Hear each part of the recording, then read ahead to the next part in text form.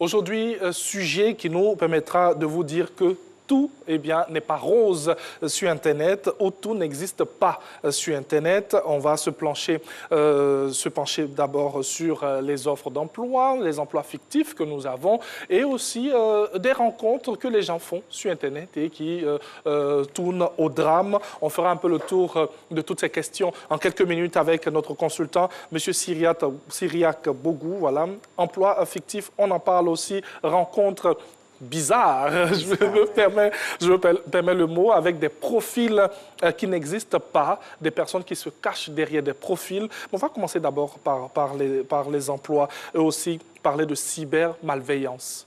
Qu'est-ce qu'on appelle cybermalveillance? D'accord. Bonjour Val, merci de me prêter le mot.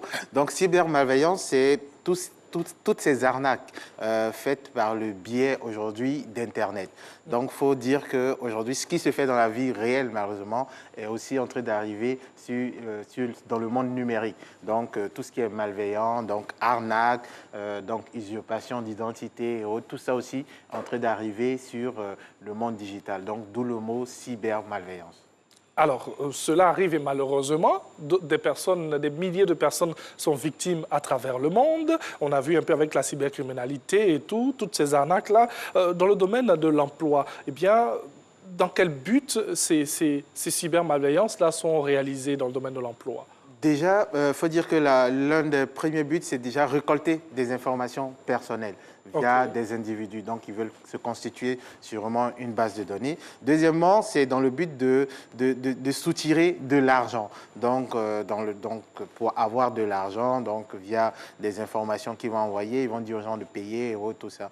Et malheureusement, ce qu'on voit de plus en plus, c'est des crimes qui sont organisés via ces fausses offres d'emploi. Donc, il y a des crimes malheureusement qui sont commis, soit par des organisations bien faites, ou bien par des personnes qui se la donnent, par exemple, peut-être parce qu'ils ont été contactés par des vendeurs d'organes et autres. Mais en tout cas, on voit de plus en plus ce cas-là arriver, surtout sous nos cieux, en Afrique et précisément aussi en Côte d'Ivoire. On n'ira pas bien loin pour les exemples. Le cas de la jeune dame qui se fait violer pensant qu'elle allait à un casting.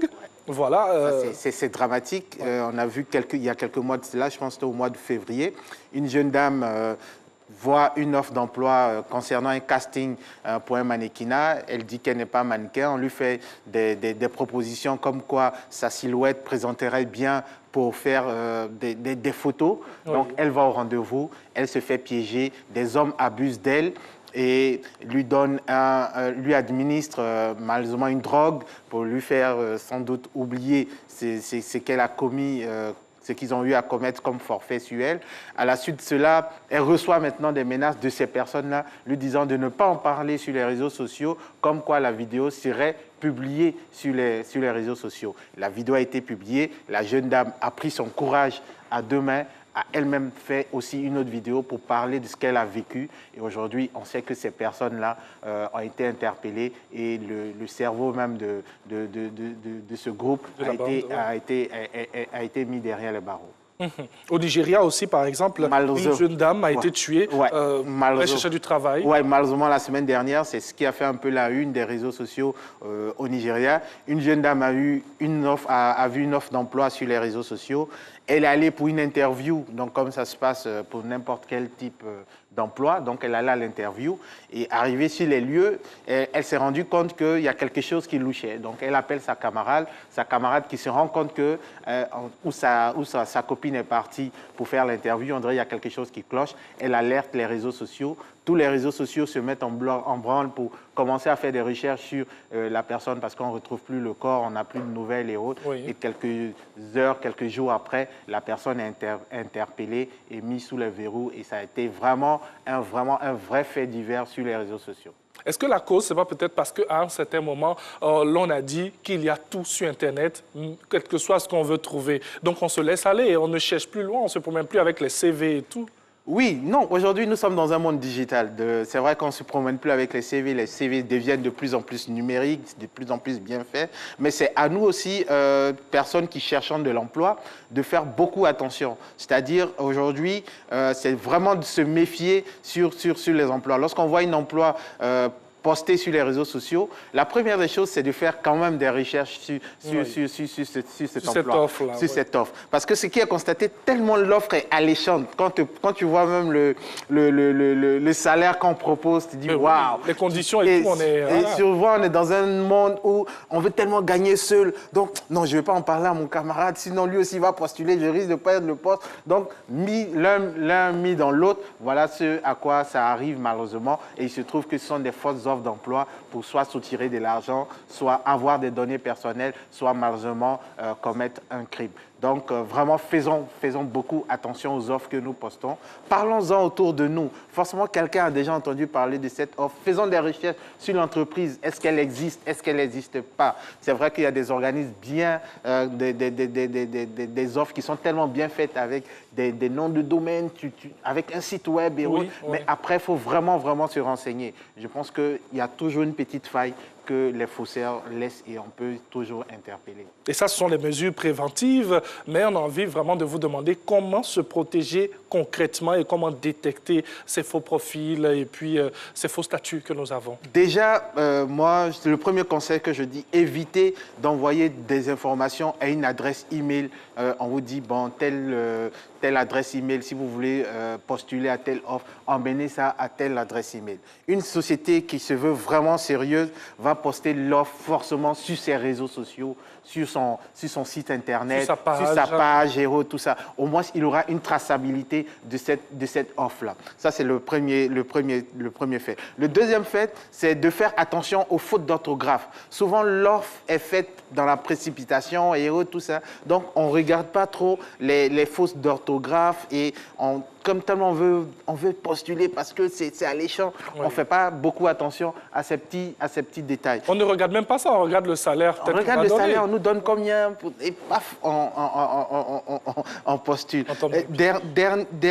Avant-dernier point que je peux dire aussi, c'est vraiment faire attention à la personne qui l'envoie. Par exemple, dans les écrits, vous allez avoir des échanges avec cette personne. Essayez de détecter poser des bonnes questions. Si la personne n'est pas capable de vous dire des choses, de vous donner certaines informations sur l'entreprise, sur même votre poste pour lequel vous devez faire l'interview ou autre, si vous sentez que vraiment il y a du doute, laissez tomber. Quelle que soit l'offre qu'on vous apporte, si vous sentez que il y a du doute dedans, laissez tomber et parlez-en, signalez-le, parlez-en autour de vous. Et souvent même, ils se font passer pour d'autres sociétés.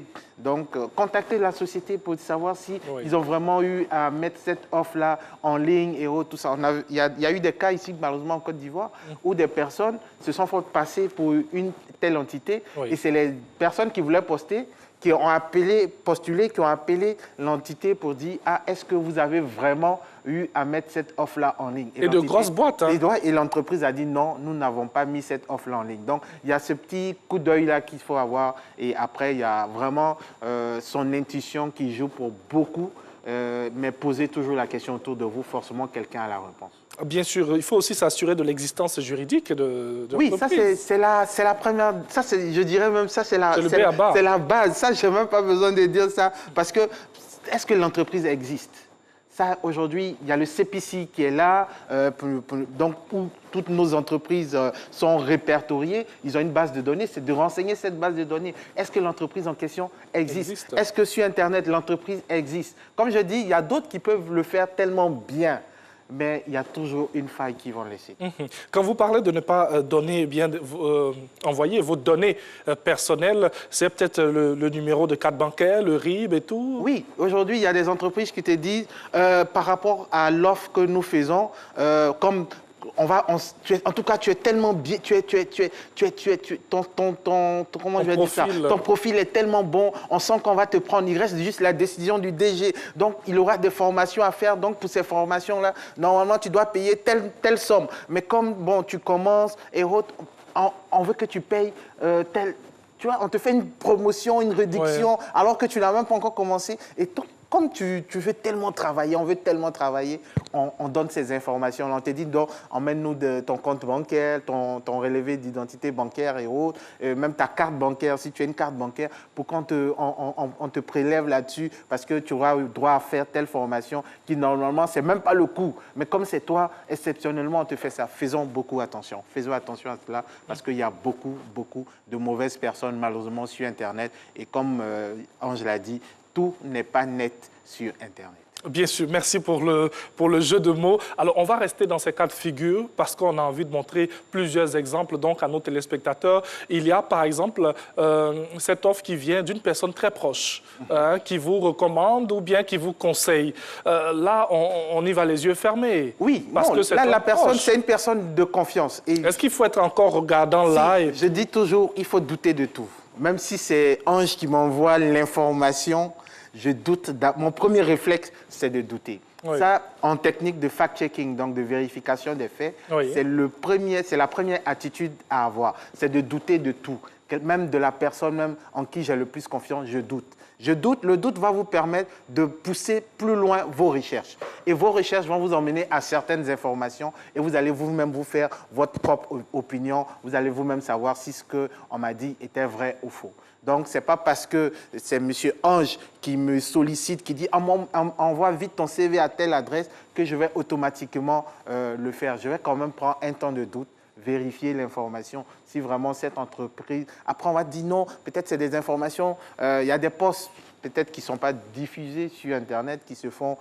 bon, après, ça, c'est de la politique de certaines entreprises. Oui. Mais normalement, une entreprise qui se veut sérieuse fait toujours un appel à candidature sur ses profils. Alors, et même quand on vous envoie des documents, n'apposez jamais la signature. Non, toujours ne pas signer. On se permet de signer comme ça des documents n'importe comment. Il faut lire. On se dit souvent, c'est long, ou bien souvent, je n'ai pas le temps, donc je signe, mais sans pour autant savoir en quoi je m'engage. Votre signature est très importante. Ça peut vous porter préjudice demain, donc prenez la peine de faire beaucoup attention à tous vos actes, à tous vos gestes que vous faites sur Internet. Rapidement, avant de trouver des solutions et savoir qu'est-ce que les victimes, enfin ceux qui sont en vie, celles qui sont en vie, pardon, pourraient faire, il y a par exemple aussi ces sites de rencontres. Vous souriez parce qu'il y a des sites de rencontres sur le net, on a besoin de l'âme sœur, on se tourne vers Internet parce qu'on a envie de se marier ou être en couple. Qu'est-ce que vous pourrez dire sur cet état de fait? La première des choses que je peux dire, c'est de faire attention. Aujourd'hui, c'est vrai qu'il existe plusieurs plateformes où on dit qu'on pourrait rencontrer l'âme sœur, mais je dis toujours que l'âme sœur... il y a des circonstances qui vont vous permettre de la rencontrer. Je ne suis pas conseiller conjugal, mais sur le plan numérique, ce que je peux dire, c'est de faire attention. Qui vous met en contact avec cette... Est-ce que la plateforme en question sur laquelle vous êtes, est-ce qu'elle est crédible? Est-ce qu'elle est crédible? Qu'est-ce que les gens disent de cette plateforme? Est-ce que dans votre entourage, il y a quelqu'un qui a déjà eu à faire face à cette plateforme? Est-ce qu'il y a de belles expériences? Est-ce qu'il y a des expériences? Quelle est son expérience avec cette plateforme? Oui. Donc, écoutez votre entourage, écoutez des personnes qui ont eu à faire ça. Ne vous fiez pas forcément aux commentaires qui se disent sur la plateforme. Les commentaires peuvent être falsifiés, les commentaires peuvent être achetés, les commentaires peuvent être fabriqués. Mais demandez à des réelles personnes qui ont eu à faire face à l'utilisation de cette plateforme de vous en dire un peu plus avant de vous-même vous lancer. C'est ce que je peux dire pour ce cas de figure. Merci en tout cas pour vos éléments de réponse. Rapidement, avant de terminer, j'en suis victime, qu'est-ce que je fais? Vous êtes victime, qu'est-ce que vous faites? La première chose, c'est de porter plainte au commissariat le plus proche ou bien à la gendarmerie, le poste de gendarmerie le plus proche. La deuxième chose, aujourd'hui, nous avons en Côte d'Ivoire la plateforme de lutte contre la cybercriminalité, la PLCC. Qui a du travail. Qui a du travail. Ouais. Et vous pouvez aller signaler cette arnaque, cette malveillance-là à cet endroit, donc qui est régi par le ministère de l'Intérieur et autres. Et ensuite, c'est de porter plainte. Pourquoi porter plainte? Parce que peut-être votre identité a été usurpée à d'autres fins. Donc, le fait de porter plainte vous dégage, en tout cas, de toute... comment je vais dire ça? En tout cas, vous Vous met à l'abri. Vous met à l'abri de tout ce qui a été fait avec votre identité. Oui. Donc voilà un peu les 3 cas de figure que je peux dire. Donc porter plainte, donc commissariat, gendarmerie, aller à la PLCC, porter plainte de manière numérique pour qu'eux aussi ils puissent suivre les traces. Et troisième, encore porter plainte pour que vraiment votre identité soit préservée de tout acte frauduleux. Quand on parle de porter plainte, il y a un monsieur qui est assis là déjà dans ce studio qui nous regarde avec beaucoup d'acuité. Non, ça marche. Merci. Ça marche. Merci beaucoup Merci. à monsieur Cyriaque Bogou. Voilà, il est expert digital. Avec lui, bien sûr, c'était notre thème d'aujourd'hui. Tout n'est pas net sur Internet, donc il faudrait faire attention, ne pas vous laisser aller, il faut regarder, il faut lire, il faut prêter attention, il ne faut pas aller trop vite en besogne parce qu'on a quelque chose d'alléchant en face, parce que tout n'est pas net sur Internet. Allez, excellente journée à vous. Merci à vous aussi.